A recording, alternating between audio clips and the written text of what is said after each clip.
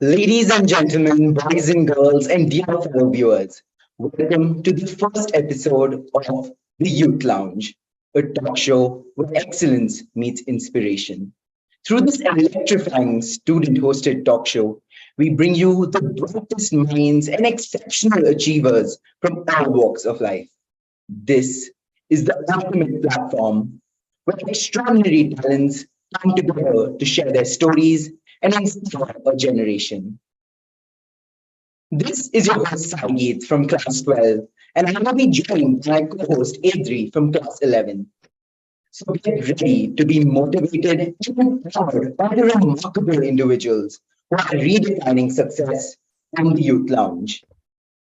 In this first episode of the Youth Lounge, we are privileged to engage in conversations with a few alumni of DPS Bangalore East who have exceptional achievements in some of the most demanding examinations in India, setting new benchmarks for success. Each of us has dreams and aspirations that drive us forward. We strive to excel, to push our limits, and to make a meaningful impact on the world. And who better to guide us on this path than those who have walked it successfully? It is with great pleasure and honor that I introduce the distinguished alumnus who are joining us today. Our first guest alumnus is Mr. Raj Prabhu, whose journey of academic excellence began within the higher halls of our very own institution and continued to flourish in one of the most prestigious educational institutions of our country, the Indian Institute of Technology, Kharagpur. Boys and girls, let me have the pleasure to mention that he is the first student from DPS Bangalore East, the batch of 2014-15, to ace the JEE examinations and secure a seat in one of the IITs.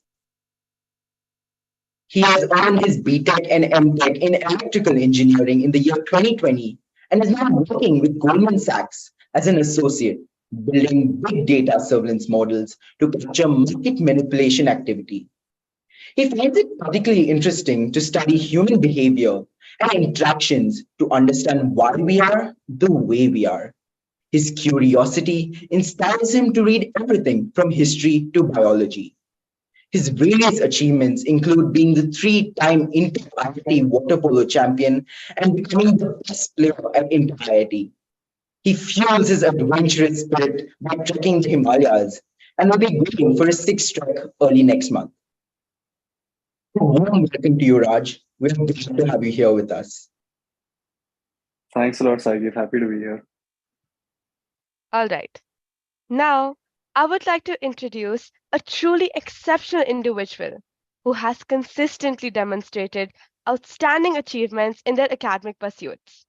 Yukti Gupta is an alumnus of DPS Bangalore East from the batch of 2017-18 and stands as an inspiration for all those who wish to follow her path. She continued her journey at IIT Bombay for an undergraduate degree in engineering physics. And upon the completion of her degree in 2022, she went on to become a PhD scholar in the physics department at the University of Sydney. Driven by her love for physics, she now works on questions in quantum computing. A very, very warm welcome to you, Yukti. Thank you for having me. We now welcome our third alumnus from the batch of 2020-21, Pranav Mishra, a brilliant 19-year-old who has secured an all-India rank of 129 in the highly competitive NEET examination. He is currently in his first year of MBBS at Vardhaman Mahavir Medical College, Delhi. In his leisure time, he enjoys playing cricket and chess. Welcome, Pranav, to the show. Hi, Sai. Thanks. Great to be here. Nanda Gopi Krishna embodies the essence of intellectual brilliance and serves as a testament to the boundless potential of the human mind. Bagging an All India rank of 88 in JEE Advanced, rank 1 in Comet K, and in KVPY a rank of 87, he shows that dedication and determination go a long way. In his free time, he enjoys various activities such as badminton and playing the piano. He has joined the prestigious institution of IIT Madras, where he is pursuing computer science. because it gives him the opportunity to learn about new algorithms that provide a unique perspective in solving problems. We are very, very glad to have you here, Nanda. Hello. It's great to be here. Thank you. All right, with that, we can begin with the question round. The first question is for you, Nanda. It has been just a few months since you have aced the JEE Advanced exam. Your preparation must have been extensive. How did you prepare for the exam? And what were the additional resources that helped you prepare for the same? Also, did you need a separate preparation for Comet K? That's actually a really nice question. So, absolutely, preparing for J Advanced and Comet K required a lot of dedication and hard work. So, to start with my JEE preparation, I began early in my 11th grade, focusing on building a strong foundation in all the three subjects that the exam is based on: physics, chemistry, and mathematics. So my main resources for my JEE preparation were NCERT textbooks, especially for chemistry, class notes, and various exercise books that you'll find. They provide a strong fundamental understanding of the subjects and develop your problem solving ability. These exercise books train your mind to think in a unique perspective, to solve problems in an efficient way, which is very crucial for such a time-bound and competitive exam such as JEE Main and Advanced. I also relied on various mock test series, which helped me gain exposure to a vast variety of questions. Solving the previous year question papers was invaluable in understanding the types of questions asked and helped me prioritize my preparation accordingly. Regarding Comet K, the syllabus and difficulty level differs dramatically from that of the JEE Advanced. The level of questions is considerably lower, but the quantity is increased. So rather than being a test of skills and the concepts learned, it is more of a test of speed and accuracy. So while there is an overlap in the chapters, there are various topics that are only specific to Comet K that I prepared in the month leading up to the exam. Also, I would like to say to my fellow IIT aspirants that do prepare well for your board exams. In your pursuit of JEE, don't neglect your school studies. Make sure to add English to your study schedule and do attend all of your lab sessions. They're a lot of fun, especially chemistry ones. Thank you. That is very inspiring and informative, and I do agree with you. Foundation is definitely an important pillar to success. Well, hopefully we will all follow the same. My next question is for Raj. You were one of the first from our school to clear the JEE Advanced exam. It must have been a unique experience for both you and the school. How did the two of you work together to accomplish such a feat? Moreover, from your profile, it is evident that you have a diverse set of interests and hobbies. How did you ensure that your preparation and passion were both sustained? Okay, so yeah, I guess I was just I didn't really know what I wanted to do after 10th. So I liked physics and maths, and maybe my parents are also engineers, so I was kind of biased towards engineering. So I just thought, why not give it a shot? So that was kind of why I decided to, try to get into IIT and stuff. So uh, yeah, and I feel it was very useful being in BPS because I think one thing I really appreciated was all of our teachers, they encouraged us to kind of think out of the box, or I mean, even if we wanted to think of like different kind of approaches to solve a problem, like kind of different from what is in the textbook, they really encourage that and never try to restrict us. I mean, I never got the feeling that anybody tried to restrict me to only what is in the textbook or anything. So I felt that was great. I mean, it really helped to have such teachers. uh, I mean, who would really encourage us to think differently. And I think that also helped a lot. I mean, it's key, I guess. If you have to do anything, I mean, it's always useful to have that skill to, think about solving problems from different angles and stuff. So I feel that's useful in any field, anything you do. So that was really great.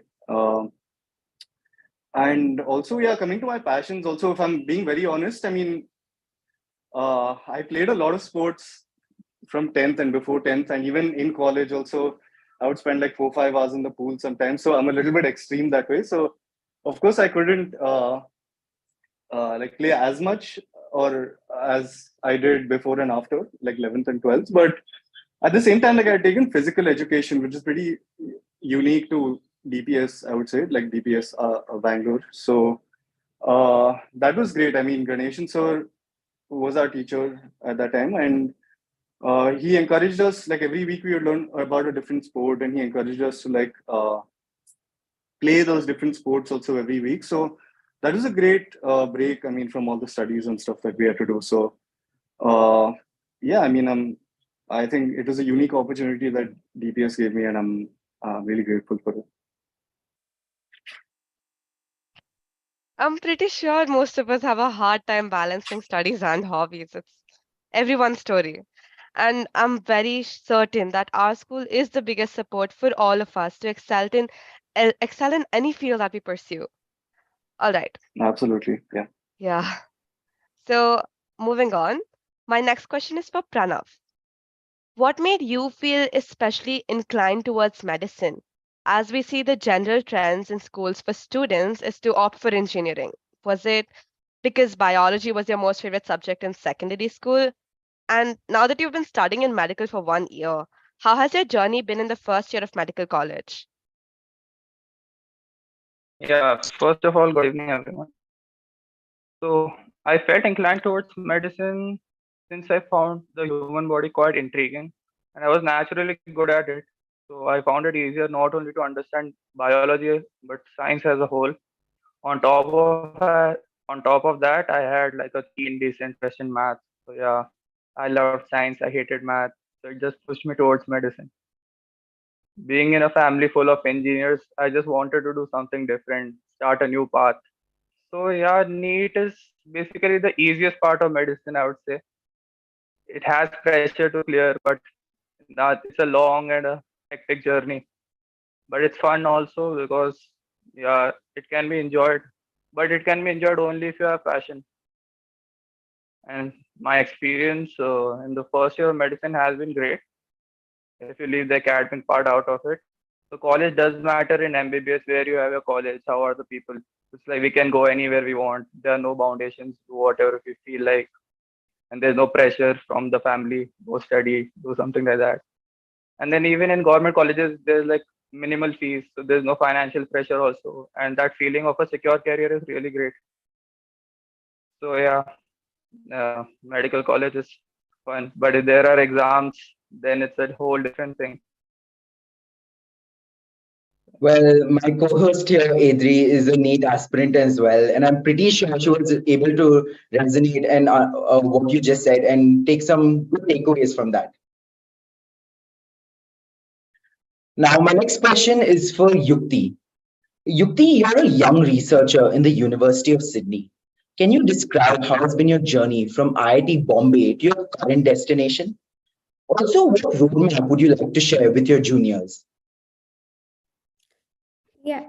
So I was lucky enough to know in high school that I really liked computer science and I really liked physics. So luckily, I also got a branch in IIT Bombay which supported studying physics. So yeah, in college, I took as many opportunities to explore different things as much as possible. Like I even tried out sports, which I didn't before, and I tried out tech teams. I tried working with professors, and I figured out eventually what I like and what I don't like. And I think uh, that helped me more than anything. Like I tried out internships and I figured out maybe working for a tech company is not something for me. And I actually like research more.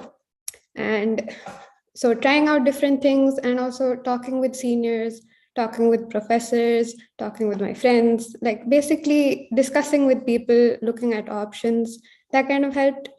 And eventually, in my final year, when people were looking at options on what to do next, uh, I reached out to the professors over here. I sent them a mail.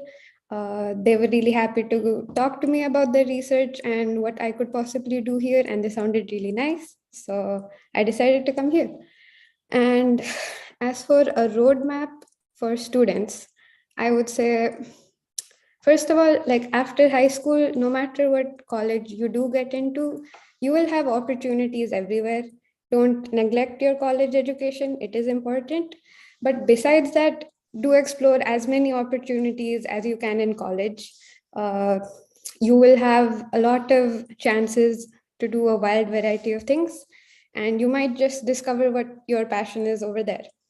And don't hesitate to reach out to anybody. You can shoot a mail to a professor at some random university, and there's a chance they could reply, and it's worth taking. Yeah, that's about it. That's a quite an entrancing journey you've had. And I do agree with you. It is really important to explore and understand what suits you best in order to succeed or accomplish something. And I feel really inspired. All right. Nanda, you've been following a very rigorous routine to accommodate your elaborate study time in your schedule. Amidst such arduous time, it is often a challenge to take specific and good care of one's health, resting time, and diet. How did you ensure all of these and strike the right balance?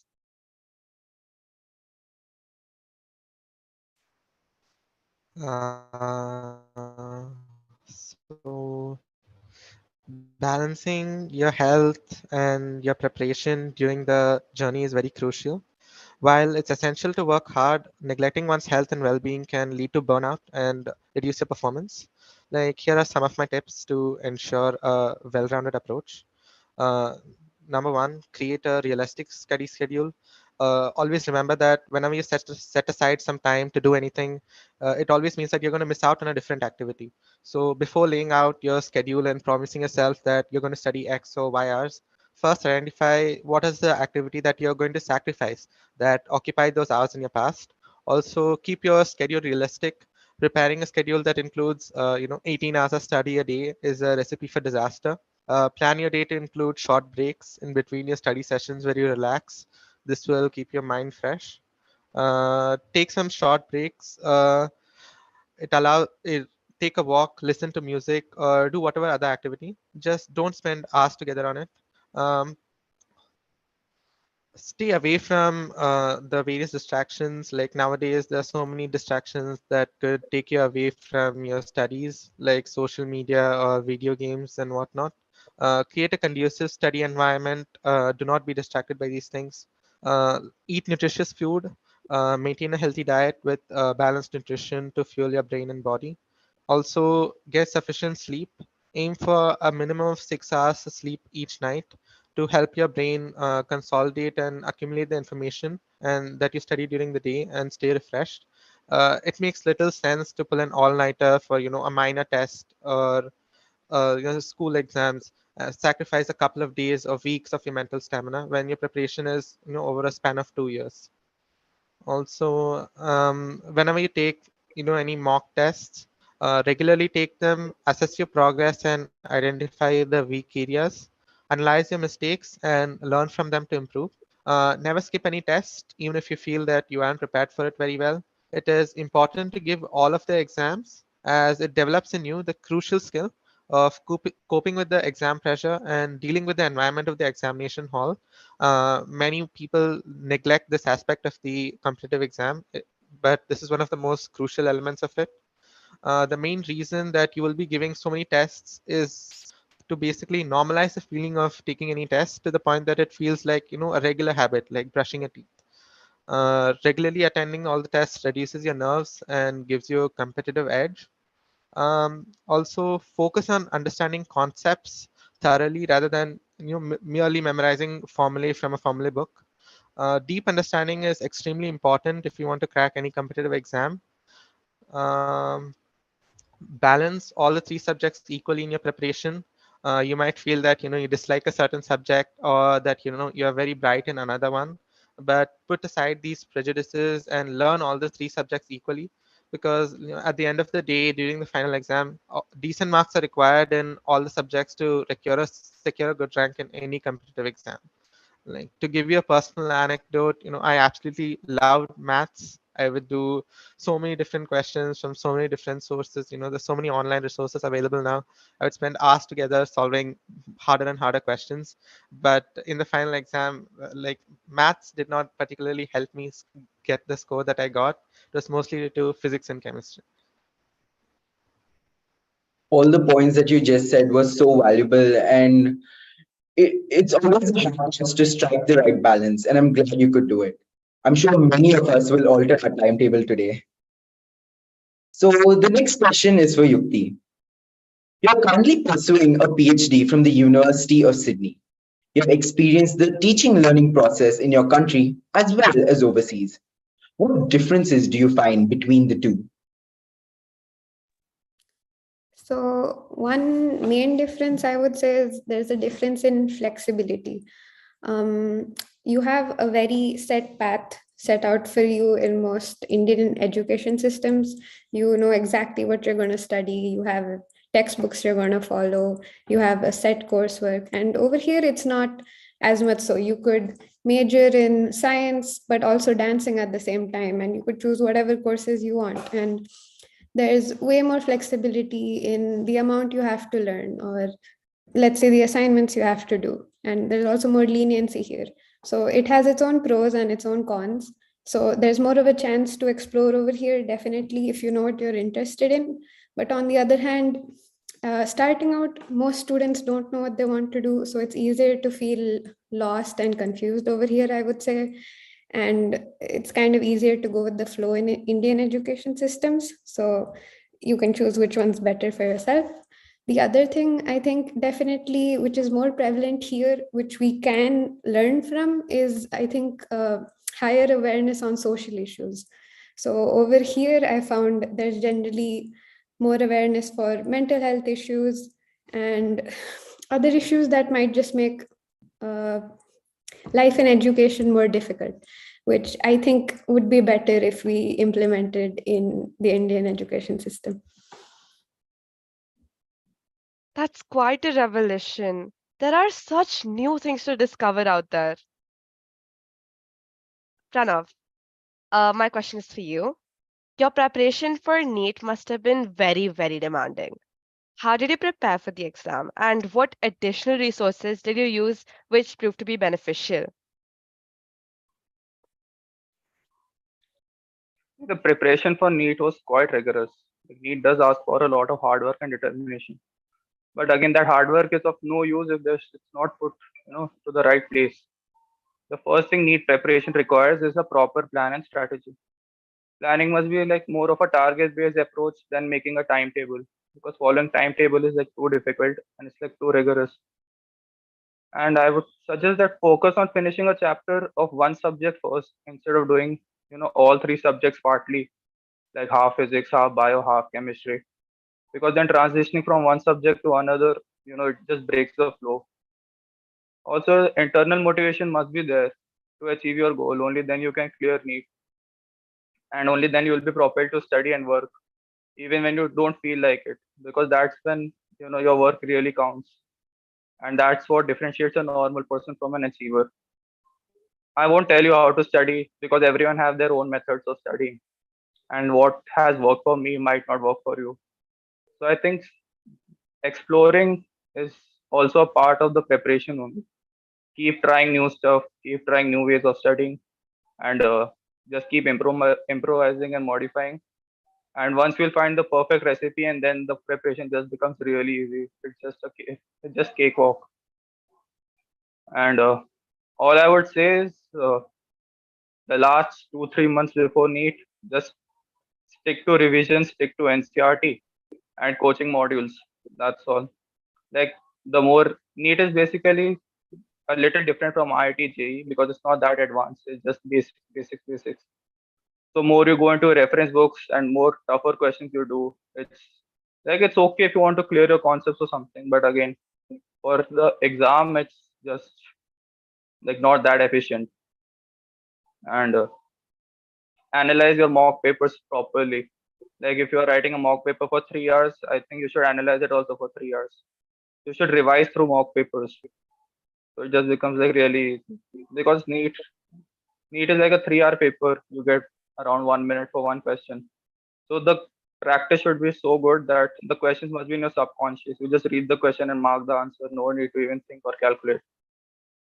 And you should enter the exam all thinking, like having confidence in your preparation. It should be like, if the paper is tough for me, it would be tough for everyone. So yeah, and NEET is like more than just studying. It tests like all three aspects: physically, mentally, psychologically. So I focus more on the psychological aspect than the academic aspect. Like academic is important, but everyone does it. At the end of the day, it's what you do in the exam, all that's what matters. So your self-belief must be high. Whatever you think about yourself, self-confidence, all that should be high. It's like, and you should aim high. I think the best advice I can give is aim high. Like aim for 720. Then somewhere you'll get. It's like if you aim for the moon and you miss it, you'll still be among the stars. So yeah, just aim for the maximum you can. Somewhere you'll get. Yeah. Thank you so much for those suggestions. And I'm pretty sure all the NEET aspirants here have taken some brilliant inputs from that. So our final question is for Raj. Raj, after a strenuous journey, you have aced the IIT, and for most people, getting the IIT label is a divine ambition. Now, being in the industry for some time, how relevant do you think is this IIT obsession for students? One has to go through many sacrifices to get a seat in the IIT. Today, being where you are, do you feel that a life of moderation could yield equivalent outcomes? Uh,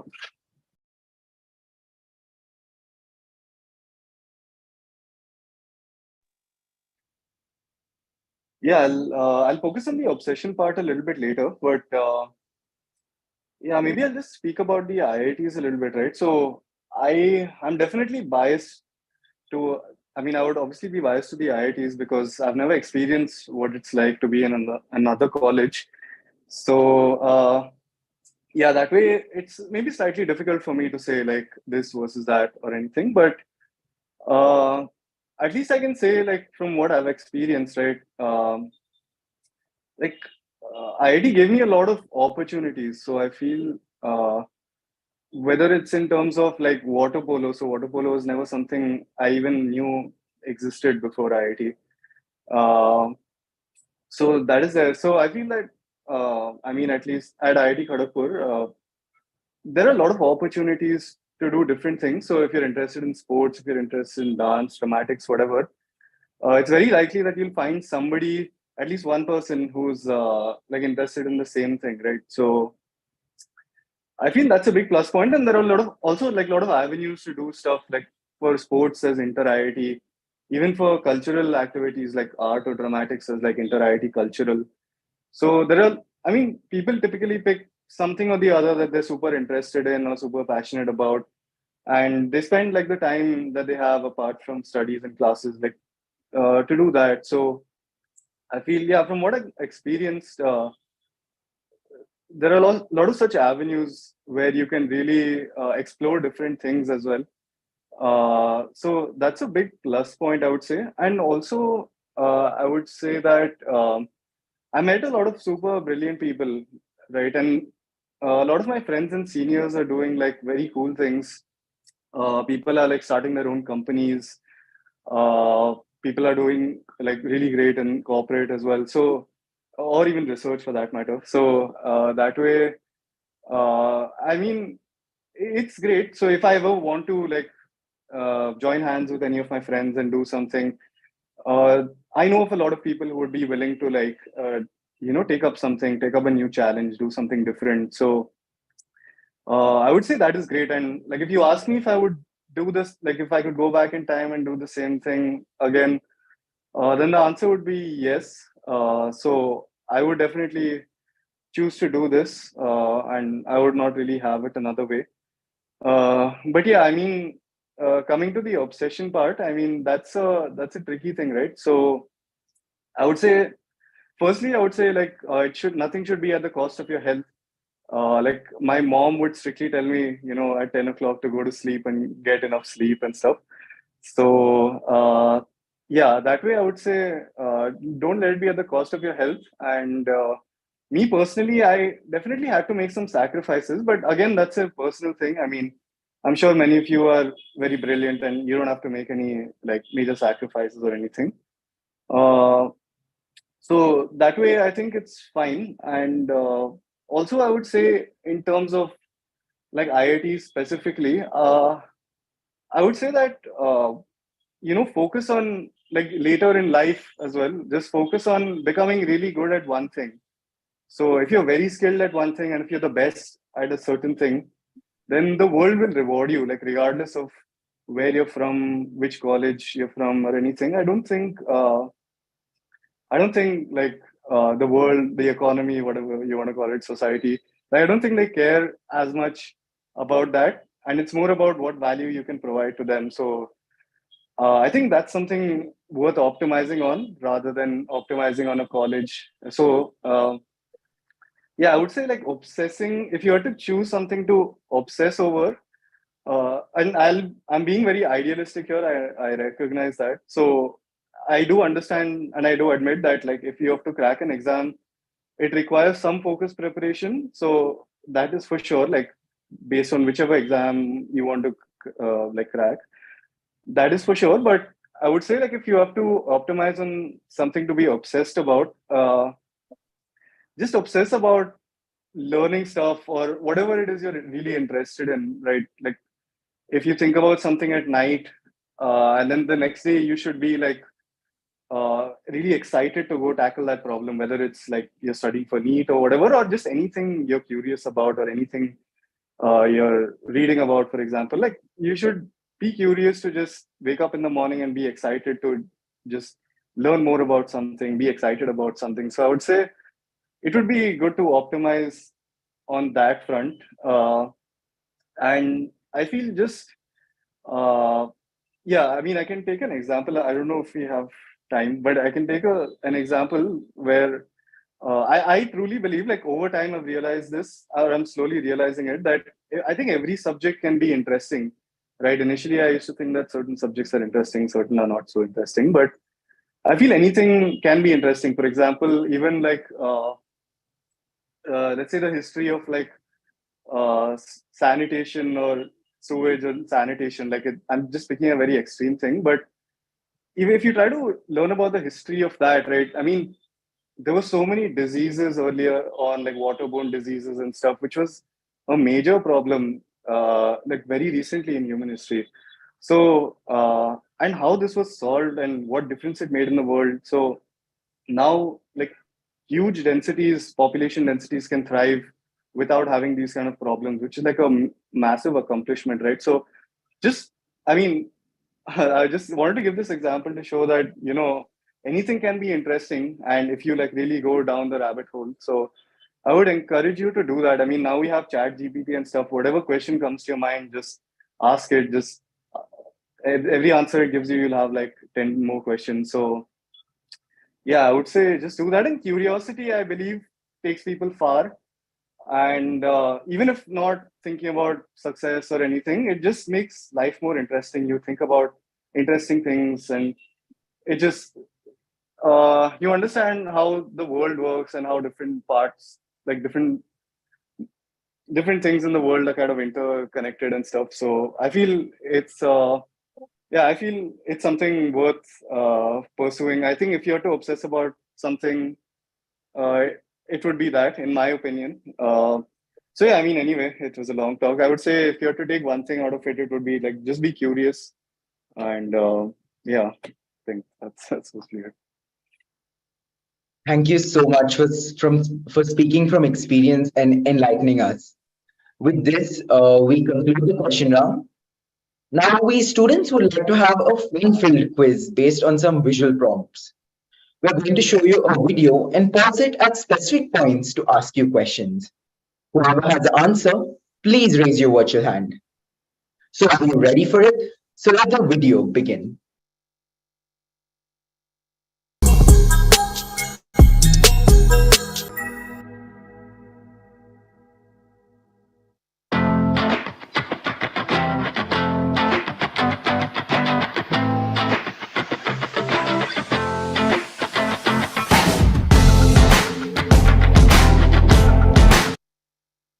Okay, so our first question is, what do the flags in the picture stand for?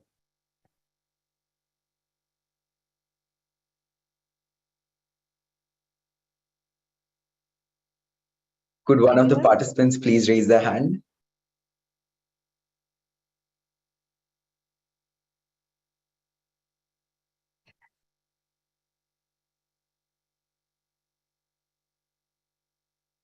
Okay, since none of our guest speakers are familiar with it, so the those school flags represent our school flag, our sports flag, and our house flags. So let's continue with the video.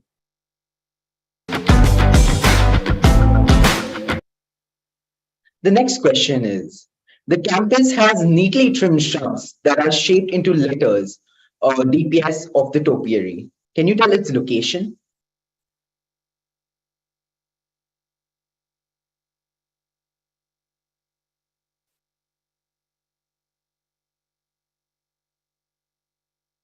No one? Could one of our guest speakers take a wild guess, perhaps? This might be in an area that didn't exist when we were back in school, though. So we might not know. Okay, that's a very clever answer, but yeah, so it is next to the cricket ground in the school campus. So now let's continue the video. Okay, so we have three places for food lovers at our school, and this one is nestled in the greenery. Can you guess where it is?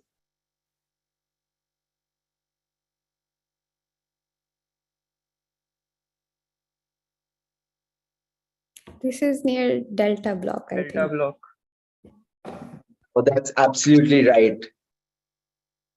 So let's move on with the next. Okay, so now can you guys recognize this place?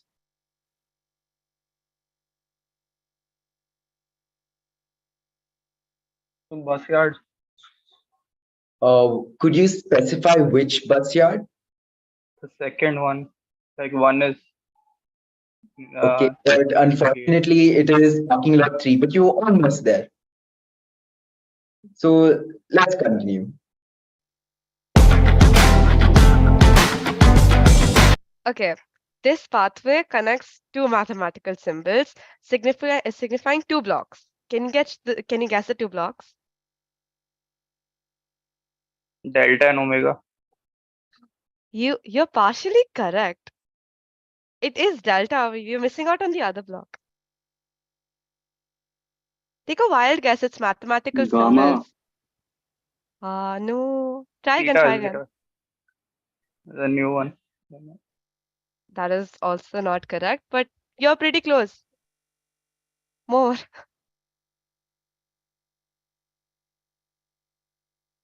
Should I give the answer? Does anyone else want to try? All right. It's okay. So it's delta and sigma. It connects two blocks. Yeah, those are the two mathematical symbols. Okay, let's continue. Okay, we unite at this place for workshops, seminars, and school functions. Can you name it?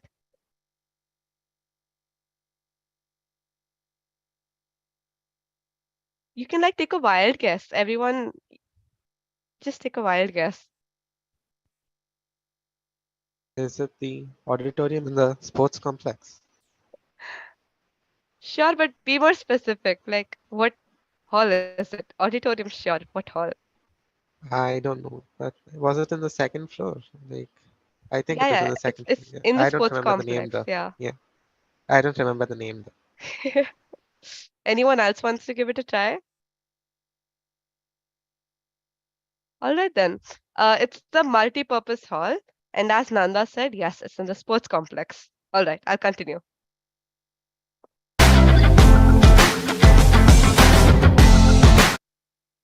Okay. This symbol, which also happens to be the name of this block, stands for angular velocity. Can you try and name it?